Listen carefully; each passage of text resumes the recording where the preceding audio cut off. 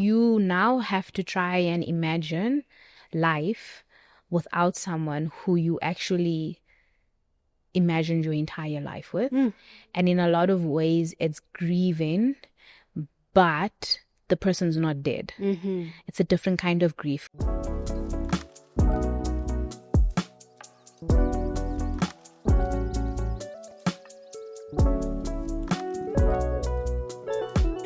Hey guys. Hi, Steph. Hi, Pat. Hi. How are you? I'm good, thanks. You know why? This is interesting. This is interesting. It is interesting. We haven't even started, guys. You know it's a serious episode when Pat starts the episode with cue cards. She's got cue cards on her lap. Oh, guys. At the top of the scene. But anyway, Yes. Hi guys, welcome to another episode of Friendship Frequency. I am your host, Stephanie Sanders, and this is Petronella Nontekelelo Chuma. I wanted to introduce myself. Sorry. Hi everybody, my name is Stephanie Sanders. Where's my cup today? I feel like I need to sip. I wasn't ready. We're gonna have to get used to the fact that my name is Stephanie Sanders. Can you give me and the people a moment? Okay, say your name. Did you guys digest that? Okay. My name is Petronella Nontsigelelo Chuma. No, mine hasn't changed yet. Thus far, we are still within. Yet. Did we say yet? Guys, I want to get married soon. Pause. Leave that for the episode. Let's leave that for the episode. Anyway, how are you? It ties into our episode. I'm good, thanks. How are you? I'm good. How's your week? What's today's? I think it's been an interesting week. It's been a fun week. It's been a busy week. Yeah, and yours? Good. Also, I think we're always busy, but Yeah. I think There's it's 100 been things going on. yeah, but something did happen that was like the highlight Of our week. the highlight of our week. Do you want to tell the Chommies what exactly that was? So, we have other chommies that are within Connect Chat. Ninabanya, you guys still haven't joined. But anyways, for those that did, we met up with our chommies from Joburg for the very first time because we were invited to a watch party for a movie. Yes. And so we thought, hey, let's use this opportunity to meet up with our chommies. And we went. Huh? Sorry, carry on. No, and we went to go watch a movie called The Roses, and we had fun. Yes, it was. It was very fun. It was great to see everybody and, like connect in person, which Yeah. is always a lot nicer than, always being online. Yeah. And like Pat was saying, we were invited to watch The Roses. And after the film, or rather, whilst watching the film, we were like, this is actually a great film to tie in to the conversation that we're going to be having today. Because we've noticed that with all like our episodes and stuff, the thing that seems to like a lot of people are drawn to is anything that has to do with like relationships and stuff. Yeah. So yeah, that's our most watched episode. So we're like, okay, let's use this film to actually have this discussion and talk about relationships in all its seasons. Exactly. And every season have you noticed every season we have an episode where we talk about something to do with relationships, and in the past it was mostly about our relationships. But yeah, so this film, The Roses, right? It was great, starring two amazing lead actors, Yes. Benedict Cumberbatch and Olivia Colman, and essentially they take us through this really fun journey of the highs and lows where their marriage is concerned, right? And how they navigate the changes that are happening within their marriage, from their different parenting styles, from how their careers change and how now this becomes something that they need to work through. And it has so much humor and it's also sometimes a bit cringy. I know we were cringing at certain moments. And I can't even repeat some of the things there, but anyway. That was being said there. But it was a great way for us to actually tie today's topic into or the film, to tie the film into today's topic, which is essentially about relationships and relationship seasons. And one of those seasons you could be in or have been in or want to be in is marriage, right? And so we're going to explore also how to navigate some of those changes that happen. Yes. Yeah. But because we've always spoken about, like, we're not experts in all of this and stuff. So today is very special because we have our very, very first guest. Should I tell them about it? Our very, very, very, very first. Yeah. Last week we told you guys this season we have friends of Friendship Frequency, and today we have our very first friend of Friendship Frequency, and we are very excited. Probably a little bit nervous. I'm sure you guys can tell because we've never had a guest. People have cue cards. I'm joking, guys. I also have. But Steph, No, but I Steph also is have. no, but No, I Steph, also have. you know what? No, I don't even know why I'm even sitting in the center because, Gashle, my friend, you're the one because I've never done this in my life. When you are used to, not long ago, were you not with Mpumi, jiggy on by yourself on the stage? Mina ngzotini. What if there's crickets over here and I've got nothing to say, so I'll be just doing these ones like that. Anyway, before we introduce our guest and get into all of that, let's show you guys a snippet from the film The Roses. Check it out. Here's to you, my darling. No, to you. You guys are so cute. Is everything okay? Yeah, what? It just seems an undercurrent of discontent between you. Oh, you could float a boat on that current. We want everything. You maybe should have gotten a divorce lawyer. Starting to think that things are getting a little out of hand. What do you think? Ivy!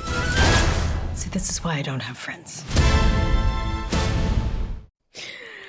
All right, guys, before we introduce our lovely guest, we just need to take a moment and give a quick shout out to I Am Clothing for sending us some merchandise, right? Yeah. So one of our chomies sent us this hoodies with Some scripture, nice stuff. some really nice stuff, and we're gonna leave the information in the description box. Please check them out, check them on socials, buy the stuff, support our chomies, please, and I thank you. Yeah. Thank you, I Am Clothing. I love it. Elroy, the God who sees me. All right. Yes. And I'm about to introduce our other chomie. Yay! So guys, if you remember in season 2, right, we spoke about, if anyone is a psychologist and would love to also just help us give advice to our chomies, and this very chomie sent us an email and was like, yeah, she wouldn't mind, helping us. And her name is Valery Semono, right? Yes. Did I get it right? Perfect. Hi. Hello. How are you? Which question? Welcome. Thank you very much. I'm very excited to be here. Thank you. Thank you for coming and joining us. So, Valerie, your practice is based in Menlyn, Pretoria. And we are really so thankful that you are here. But I just want to say before we even get started, guys. Yeah. So Valerie arrives, right? Yeah. And I'm like, wow, I wonder when she started school. Yeah.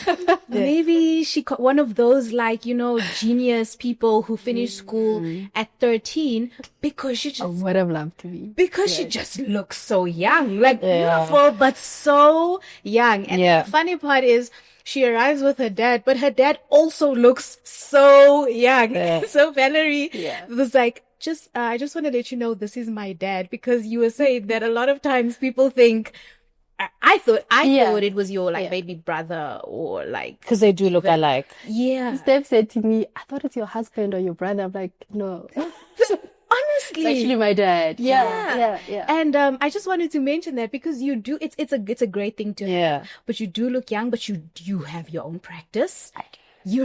And that's exciting. Yeah. And let me be specific. Please name them, my friend, one by one. Okay. So her practice integrates modalities such as cognitive behavioral therapy, psychodynamic therapy, schema therapy, systemic approach, person-centered therapy, child therapy, positive psychology, and trauma crisis intervention. In a nutshell, ki rockstar. No, ki rockstar, actually. It can make it sound like I know everything. Yeah. But where I trained, they teach you everything. Yeah. So it's an eclectic. Yes. Training program. Okay. So they equip you with all of these skills. But you can now find your own strengths.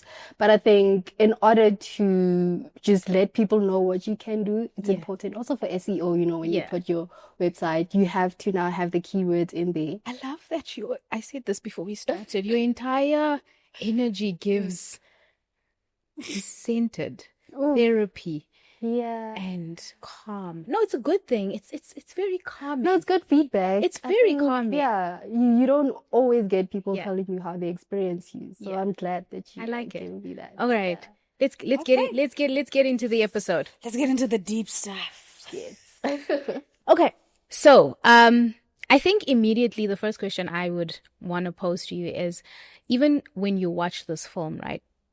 The couple Theo and Ivy, according to everybody else, they have like this picture perfect marriage, right? They have the kids, they have the beautiful home, and I always wonder what is people's obsession, if that's even the word, with kind of the perfect life or the perfect marriage or the perfect, do you get what I'm trying to say? Like, we often from the outside look in and have like this aspirational kind of, why is my marriage or my relationship not the way their marriage or relationship looks versus what the reality actually is?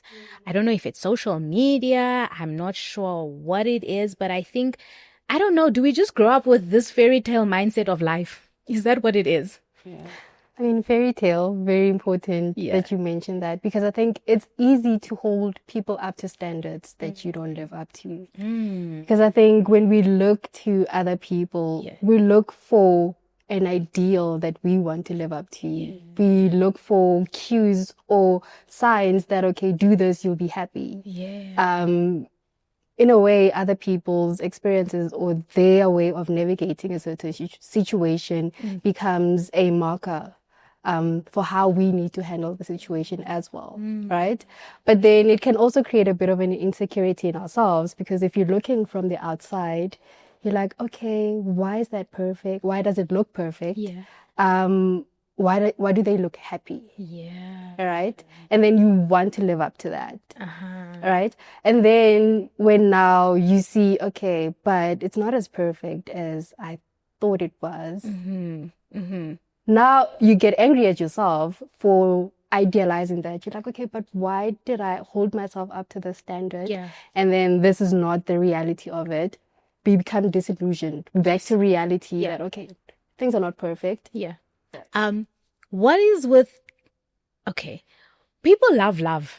I like, we all do. No, I think everyone loves love, but I mean, we're so drawn, whether we're watching it's a movie or whether it's a channel couple, whether it's just like, I don't even know, soapies, telenovelas. I just think that, is it a generalization when I say like a society, we just love and the idea of love and the idea that everybody has a somebody and the idea of a soulmate and the idea that there's one person out there and that person is specifically made and created for you. When you look at those, do you think that is like a good outlook for us to have, or is it something that we need to, I don't know how to say, like kind of tread lightly with that kind of perspective, because it kind of doesn't bring us always into the reality that do soulmates even exist? Is there one person for everybody? I mean, how many people are on the planet? And you're going to tell me that there's one person for you alone? I think I share that view as well, that I think there are people that come into your life for certain seasons, for certain reasons, right? It's unfair also on the person to put all of your hopes into them and you think, okay, this person is going to be my everything. But also the portrayal of relationships in media, it's not realistic. And it creates this expectation in people that, okay, once you find that person, all your problems are going to go away. You're going to be happily ever after. But then there's that build up where now, the honeymoon phase, you get married, you build this what looks like a perfect life, but you're still dealing with an individual. There's the material things that you get outside that give you the perception of perfection or a happy life, but then there's an individual that you are joining with to build this life with that comes with their own history. That's not the part that we showed, right? The reality of what a person struggles with, you know, when now you don't like your partner anymore, you know, you still love them, but you don't like them. I don't like you this morning because, you know, you did this thing and it really hurt me. We only show the part where, you know, we resolve the conflict and now we like each other again. I think the portrayal is really one-sided and it does contribute to the, well, I want to say the disappointment that people feel. However, people need to also hold themselves accountable for what they now project onto other people's relationships. True. Because now I'm projecting on to this relationship that I'm perceiving the ideals that I want in my relationship. And then when it doesn't meet up to that, I feel like I need to be angry at the situation because it's like, okay, but you are supposed to be perfect. This is what I require of you because this is what I want for my life. True. Right. True. So there's the two-sidedness of relationships. There's two sides to every relationship, but the issue is that people choose to focus on the good. On the good. And not the bad. And I think that's why I really loved this film, because it was refreshing to see a romantic comedy, but how relatable it was, and how even the opening scene, they start in therapy, right? Not to give too much away, but they start in therapy, and it's just such a hilarious scene as to how this therapy session goes, but so relatable, because I 100% could have been like, that sounds like something I could have maybe been saying, or just how it unfolds was absolutely, I watched it and I was like, yeah, that feels real. That really showcases, you know, the realness. When you guys were talking, also not to give much away, I was thinking about one of the scenes in the film where they're all at, in our context, we'll say a braai. And everyone else around them notices that they're not in a good place except themselves. And they have this, like, everyone is like checking in and going, like, what's actually happening and stuff. You guys okay? You guys don't seem. And they're like, what are you talking about? Like, we're fine. And separately, the wife is talking to a group of friends here. The husband is talking to a group of friends here. But none of them, they still thinking they're in a great place. And what we concluded is avoidance. The whole thing of avoiding, like, probably like the big issues in like one's relationship and stuff, and how people cope and all of that. Can I add on to what you were saying? Yes, please. Because I think what you said about everyone else could see it, but they couldn't. It also speaks to self-awareness. Okay. But also awareness of the dynamics in the relationship. Okay. What kind of patterns have they created that make dysfunction okay or normal in the relationship? So much so that they don't even notice it when it happens. That is a very good point. So it's kind of like it becomes the norm, but to everybody else, and we're going to get into it, but it reminds me of even the way they banter with one another. Like, I mean, that was some of the cringe moments where they have this, like, and I think, you know, they sitting around the dinner table and everyone else tries to have that same, oh, this is fun, let's all have banter. But now everyone's cringing because it's just like what you deem as now become normal when people are looking in is actually patterned behavior, right? Which we can unpack. Let's unpack it, because this was the very thing. This was the very thing that actually brought them together. Banter and humor is what actually attracted them. And I don't know if I have the vocabulary to express this, but it's like, but then it becomes the one thing that ends up becoming like a weapon. And you know what I mean? And it's the thing that they use to also function and cope in their marriage, right? Then which builds resentment as well, and all of these things. And like Steph said, there's this whole dinner table thing happening, and they try and the friends are American, right? Because they relocated and stuff, this British couple. And we all know about the British sense of humor, right? And so they all try. So they're thinking, hey, maybe this is a culture thing. Maybe this is a British thing. It's a British sense of humor. But then when they try it, so each of the couple is like, actually, let's give this a go. And then some other wife is out here going, yeah, we're not ga. And then everyone else is like, it's not funny and stuff like that. But then when they say it, there's something about the tone. There's something about when Theo and Ivy, when they're going at each other, right? When they do it, it's funny. It seems funny, but it has such a huge undertone to it. So what we were interested in is the very thing that attracts them to each other is the very thing that maintains the marriage, is the very thing they use for the functioning of the marriage, right? And it's the very thing that is also used to sort of like hide all these other things that are happening. Basically, we said, Uguti, we want to discuss like different seasons in relationships, single, married, and divorce. And I've been very vocal about which season I've been in the last 2 seasons, which is single. So see, what had happened was, I've enjoyed being single, and I think we've unpacked it, like in terms of like, not like being alone and not lonely. Yeah. I think that was our word. And so I've really enjoyed being like single and stuff. And so now my eyes are opening, going, wow, there's actually nice things out there. And my eyes are being, watered, and I'm thanking God for the creation he's made and stuff. And I'm going, wow, that's very interesting. And so now emotions are arising, and I'm realizing that we do have feelings in certain departments, and I'm trying to navigate that. But this is not what this is about. What I want to ask you is, someone like me or, our chomies who've been single for like a while, right?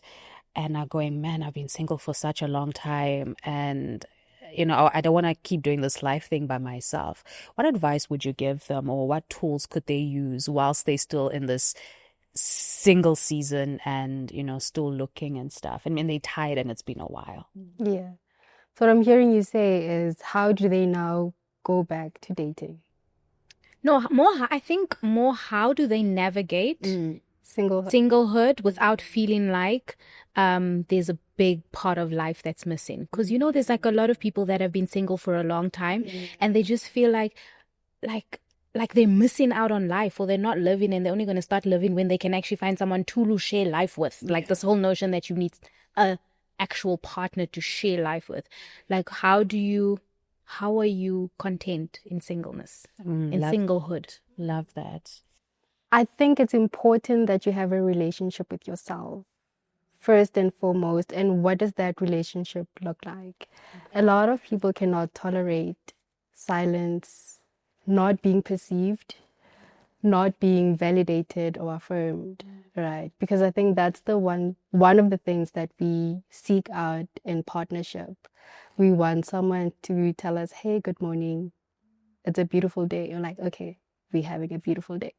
Hi, you're beautiful. Oh, I'm beautiful. Okay. So not relying so much on an external voice to tell you what your reality is. Tuning into yourself. In the single season, I think it's important that one nurtures a relationship with themselves. They learn about themselves. They go back to their interests that don't involve other people. What is joy for you? What does it look like? Yes. What makes you happy? What makes you sad? Having to also just relearn yourself outside of partnership, because I think once you get out of a relationship, singleness comes in most cases. But in that season, it's important that now we reflect on where we come from. What was that relationship about? It ended where, like in terms of how it ended, okay, how do I position myself in relation to the ending? Is there anything that I need to learn about myself that I need to take into the next relationship, or behaviors that I need to let go of that won't serve the next relationship? Yeah. But also, if in relation to the ending, it wasn't that great, the relationship took away a lot from you emotionally and psychologically, you're not in a good space, taking time to heal. What will healing look like for you? Nurturing connections outside of a romantic relationship, friendships, family, knowing that you have a space where you'll feel heard, seen, and validated. Who's your community? What is your safe space? Very important. So it's actually a good space to be in. It's not... Now, when I say good space, okay, speaking from the person who was last single 10 years ago, what I mean is... What I'm hearing you say... Stephanie. What I'm hearing you say is...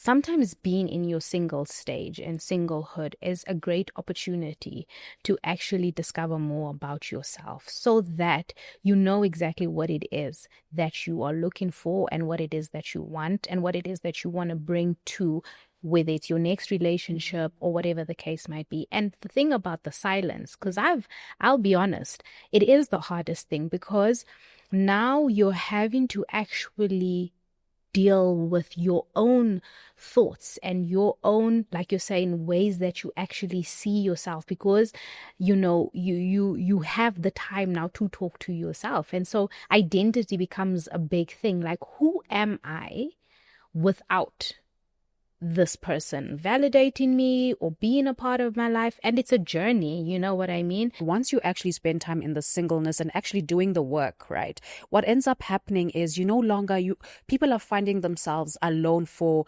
longer periods of time, because people are no longer wanting to settle. Whereas in my 20s, I'm like, it's my 20s. I'm young. I need to YOLO. I only live once, and it's a vibe. And I didn't have maybe a list or things that my boundaries were not set very clear. So I'm just willing to just date no matter what. Let's move on to the next possible season. So we're going to say these are possible seasons, because not every single married, life also doesn't go single, married, divorce. I hope. Like, if you're married, I hope you don't stay married. Like, this is not a formula. This is not like a formula, but there are people who are in these different seasons. So in your professional opinion, what would you say are things to consider before getting married? So not like a checklist of personality stuff, like important things to consider. The idea of marriage is beautiful, and when you get the opportunity to experience marriage, a lot of people can just jump straight into it because like, hey, when am I going to get another opportunity like this? And this person is great. They're a nice person, but are they compatible with you? That equally yoked question now. Do we share the same values? Do we have the same, vision for the future? In terms of kids, do we want the same thing? That kind of question. And not just getting married because this person is great and I think they'll make, a great partner. They have these prospects, financially they're secure and all of that. There's the person in themselves that you have to deal with. Will you be able to surrender? Will you be able to sacrifice to some extent? Because I think there's a lot of people that struggle with power dynamics in their relationship. Because there's a lot of conflict will stem from people feeling like, now I have to sacrifice myself to now give you what you want. Yes. And then now you're like, I don't think we're compatible anymore because I'm still holding on to I, when there's a we that we need to consider. This is a very, very good point to tie into the film. Let me tell you why. Because one of the things is that on this having to sacrifice, right? So Ivy, her business takes off, right? And whereas previously she was like the housewife, but she had a business that was like, you're doing, I guess, not too great, but it was okay. And it was more Theo, the husband, who's this, architect, and he's kind of the breadwinner. And then the dynamic shifts, right? Where now she becomes the breadwinner because her business goes like skyrockets and he's subsequently plummets. And now there's a dynamic shift. There's a role shift that happens. And now there's different levels of expectations. And now there's a letting go of me and what I wanted, in Theo's case, his aspirations and the things that he wanted, sort of like a sacrifice, to now become something different for the sake of we, the family. And that built like this level of resentment. So how do you navigate that when you are now married? Because I think that's that can go for either way, right? It can be sacrificing situation. It can be in situations that were unpredictable, or situations you couldn't have foreseen, like the change in who becomes the breadwinner. It can show itself in different ways. The sacrifice of I for the greater good of the family, and how now not to build resentment after that. Yeah. Can I add to that? I think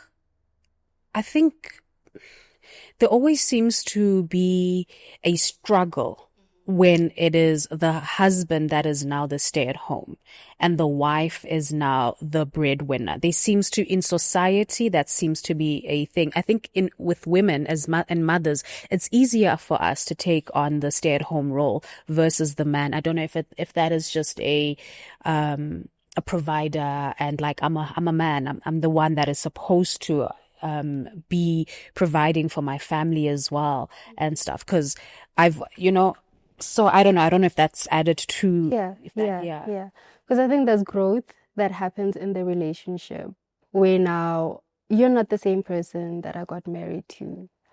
Now there's a new identity that you have, there's a new role that you serve in the relationship. I think there's a resistance sometimes to evolve in the relationship, where now one partner expects you to be this consistent thing. You're not allowed to be anything else outside of, the person that I married. That creates a lot of conflict when that change comes. And now we have to redefine, okay, what role are you playing now in the relationship, and how can I show up for you now that you are different? And I think that's where the conflict usually starts in the relationship. And now when there isn't conversation about it, we're not sitting down and talking about this change that we both see, and it's creating this rift in the relationship. Yeah. How do we navigate it? Coming together, now how do I show up?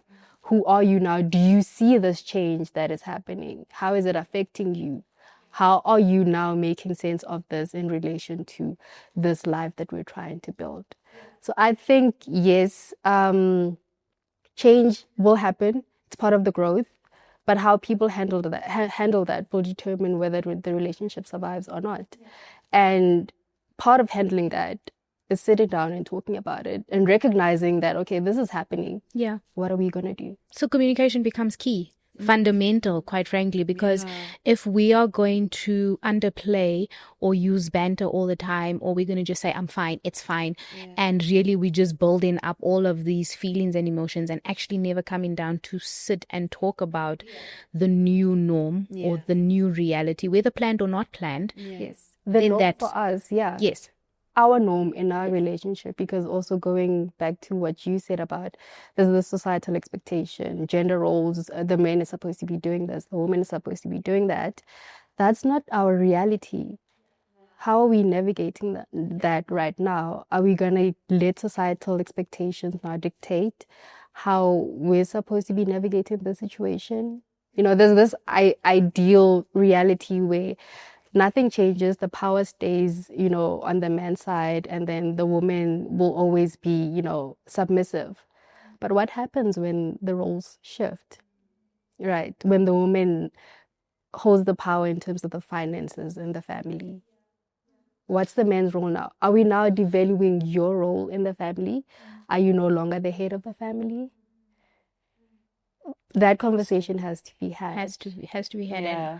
And I think it really, the bottom line is, it really speaks to, we have to be able to sometimes, in marriage particularly, I know this for a fact, sometimes you have to be able to go, all right, this is how I feel, yes, your feelings are validated, yes, but we have a situation. How do we address the situation? Not the person. Like, I'm not fighting with you. We're trying to handle this that's happening. And how can we have a grown, mature, wisdom-filled conversation that addresses, and if we need to have, a third person like a therapist, but even then, I think that therapy won't always work if there's not a willingness from both parties to say, listen, let's try and find a resolution through talking through this or through going through this. But I think it definitely does play a big role in a lot of people's marriages, this whole societal expectation, roles changing, functions changing, life happening, and how we navigate those things. And I think, like you said, a big part of navigating that is communication, is just talking about it, But when communication is not something you're really good at, writing to your partner might help. Yes. She's a writer. I'm a talker. Yeah. So I love writing. Journaling. Whether I'm journaling to a partner, a friend, to myself, to God, because I can write it down and I can read it back. And every time I write, I actually immediately feel lighter because I realize the conversation I was having with myself, by myself, or with God in my head versus when I actually write it and read it back, which is also the important part. So I read it back. So I don't just write it and leave it. I write it, I read it back, and then sometimes I see the flaws in my own perception of a situation just by reading it back. And so that's been I say probably year and a half. I've always loved writing, but specifically in the last year and a half makes sometimes things that I've created a mountain of like a molehill, or sometimes things that I've underplayed as actually being quite a big deal. Just by writing and reading it back. So I love that. I love that if communication, talking is not your primary way to find your words and to make sense of things, then write it down. We have spoken a lot about singlehood. We've spoken a lot about marriage, the tools, right, to navigate certain things within marriage, right? Now I just want to bring it to, if it happens to be that we have some people who are in a season of divorce, or they've been divorced, or they've experienced divorce, whatever that might be, right? And obviously, it comes with trying to still even navigate it myself, I guess. And what would be some tools in that particular toolbox, like using that season to do what? Because obviously, just if I think about it and bring it back to myself, you now have to try and imagine life without someone who you actually imagined your entire life with. And in a lot of ways, it's grieving, but the person's not dead. It's a different kind of grief, because it's grieving whilst, and then you have a kid together, so you see the person. So it's like a different type of grieving altogether, because the relationship is dead, but the person, is still there.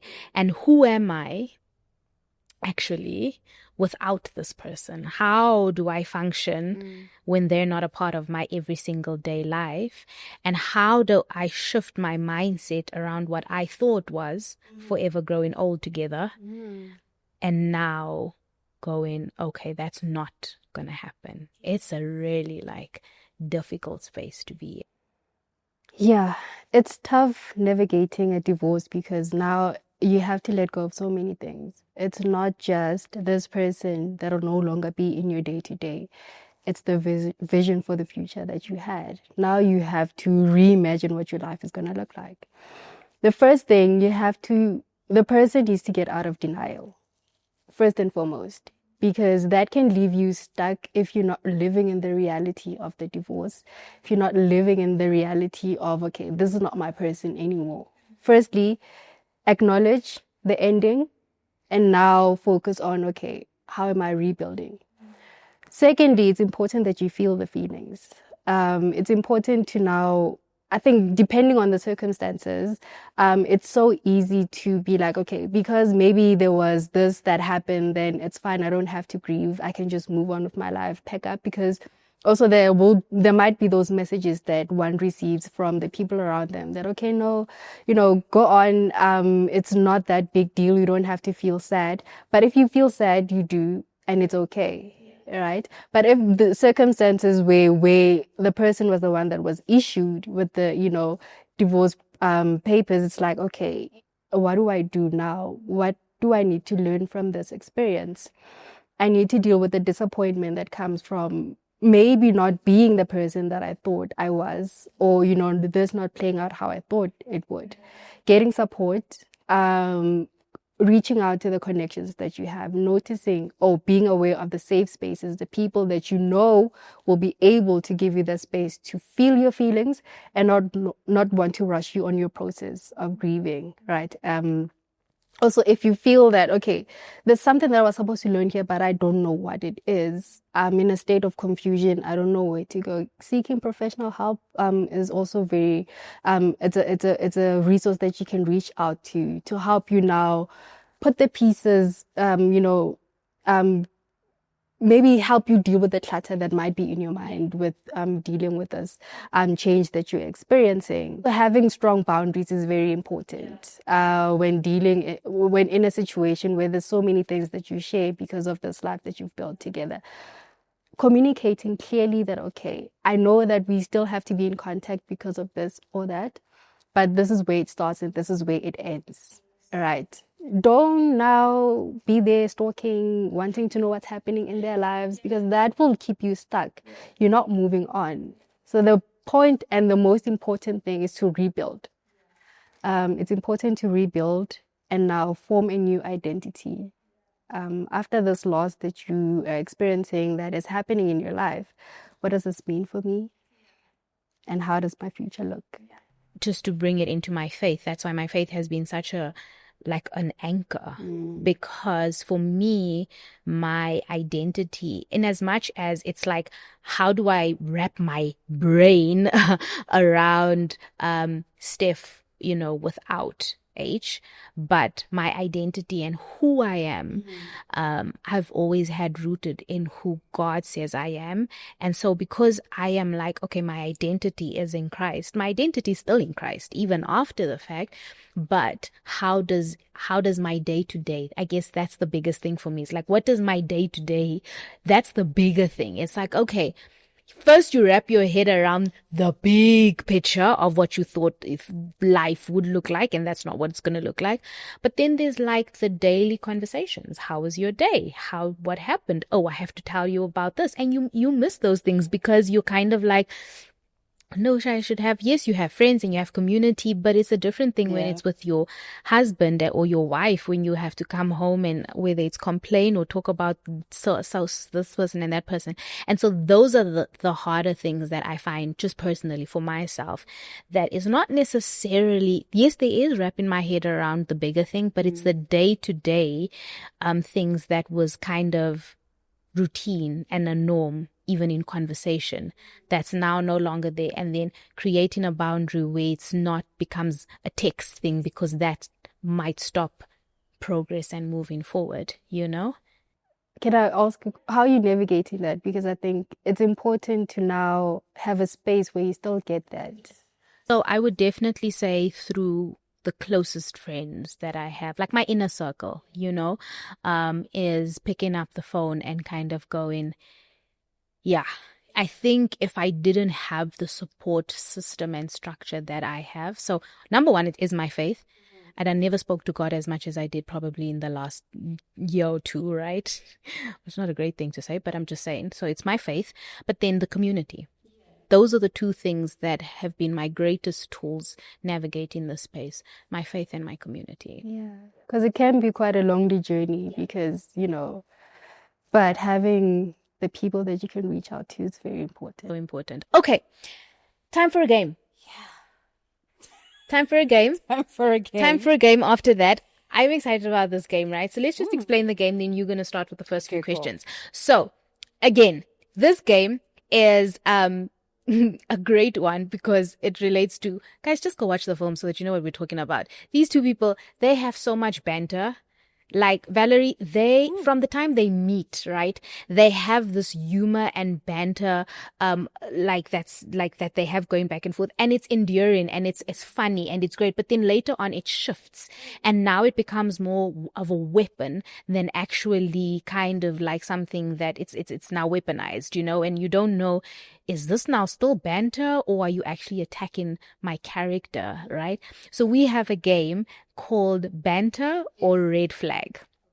And we're going to ask you a few scenarios. We're going to read out a few scenarios and tell us what you think. If you think it's banter or if you think it's a red flag, and you can tell us why if you want to expand on it. You ready, friend? Yes. Go for it. Is it healthy banter or is it a red flag? And I'm going to go for juicy ones. They compare you to an ex, but in a supposedly funny way. Red flag. Sorry. Because why are you attacking my self-esteem? Oh, as in? Because now you're making me feel like I'm not good enough. Why are you not with the person then if you're going to bring that person up, as in? Right? Okay. Joking about who's the real breadwinner in front of the kids. Red flag. Because are you trying to reinforce to the kids where the power lies in the home? What are you trying to say to the kids? How do you want the kids to see the other partner? Okay, she said it. Yes. This is mean. It says your partner jokingly calls you the fun parent and themselves the real parent in front of others. We know how you feel about. I know who I am. With the way I'm the real parent. Yeah, because I think it also ties into saying who's who earns more in the relationship in front of the kids. Because I'm like, how are you trying to get the other people to see this person? I think also as in the real parent versus the fun parent, the dynamic of like, there's the parent that lays down the rules. Like, so we're talking now about different parenting styles. Mm-hmm. So you can have two completely different parenting styles, right?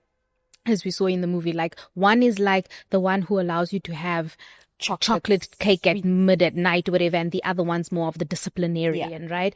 And so I think it's the terminology behind, because you can have different parent styles, but if you're going to say you're the fun and I'm the real one, instead of saying you're the fun one and I guess I'm the serious one, I don't know, like there's a real is a problem. So I'm not a real parent because I have a different style is a little bit red flag, but if we talk about parenting styles, I think sometimes we assume that because two people got married, they're going to have the same parenting styles.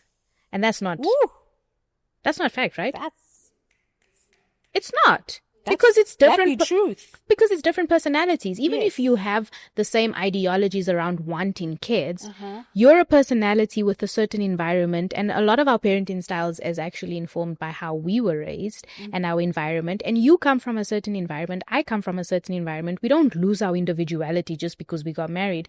So you have a style and I have a style. And one is always more of, I guess, the not fun one, but the lesser, like, strict one maybe than the other parent. So yeah, I think navigating something like that, we're using the word navigating a lot, but talking through something like that is like, for me at least, or in my household, it's like, let's just make sure that where the kid is concerned, that you're not going to paint me in a certain light to the kid, and I'm not going to paint you in a certain light, because I'm going to respect your role and you're going to respect my role, and we're going to make sure that the kid respects us. Thank you. So we know, what to consider. The big thing with considering whether something's banter or a red flag would be intention. Guys, I've been paying attention. Intention. What is your motive and intention behind it? But Valerie, thank you so much. Thank you for being here. That's so nice. I enjoyed it. You did? So you'll come back? You can sort something out. Talk about it. Thank you. No, So thank you so much for just being here, your insights, and we just wish you all the best, with your practice and everything that's ahead of you. Guys, I'm going to make sure that we put all of Valerie's details in the description box. So I know you guys are going to be asking in the comment section, what is her practice name? What is her WhatsApp or whatever contact number? I'm going to make sure I put all of that in the description box so that you can contact her if you wanna, if you're looking for therapist, and you can see she's very calm, very, very therapeutic, but also very, very, very wisdom filled. And I really enjoyed this conversation and sharing light on just possible seasons in our lives where relationship is concerned, right? And navigating those places. And I guess, appreciate you. thank you so much, ladies. All right. All right. What did you think about our very first guest and friend of Friendship Frequency? She was lovely. It was, truthfully, I was nervous. Yeah. I was a nervous wreck. I had to keep breathing in and going, just breathe, just relax. And at least she was calm and she was like, Yeah, no, I really enjoyed having this element since we said it's about building our toolbox. So yeah, thank you, Valerie. That was good. But if by now you haven't made up in your mind that you actually want to go and watch this film, we would like to really encourage you to go and check out The Roses, which is out in cinemas right now. Make it like a date night regardless of the season of relationship you might find yourself in. If you want it to be a solo date, let it be a solo date. If you want to go watch it with your chommies and your besties, like we did, do that. And even if you're married, go watch it and go see yourselves, please, and so see how relatable it actually is. It's filled with so much humor, but it was well executed. Serious topic, but with such humor, rawness, and fun. So go watch it, go check it out, and let us know if you do watch it. You can, in a comment section, come back, tell us what you thought about it, and how you felt about it. But that's it for this episode, guys. That's it. We hope you have a great weekend, a great week ahead. Don't forget to like, don't forget to share, don't forget to subscribe, don't forget to follow us on all social media platforms, friendship@friendship.frequency, and our individual platforms, right? And yes, guys, also don't forget that you can check out, I think next week we'll put out a reel to show you how it went with our chommies at the watch party. So until our other chommy, thank you so much. I am clothing. Thank you. Yes, all the details are in the description for both of our chommies today that you featured. All right, guys. Bye. How's married life? Oh, good, you're awake. I sense trouble. Same. On 29th August, stop and see The Roses. These people. The Roses.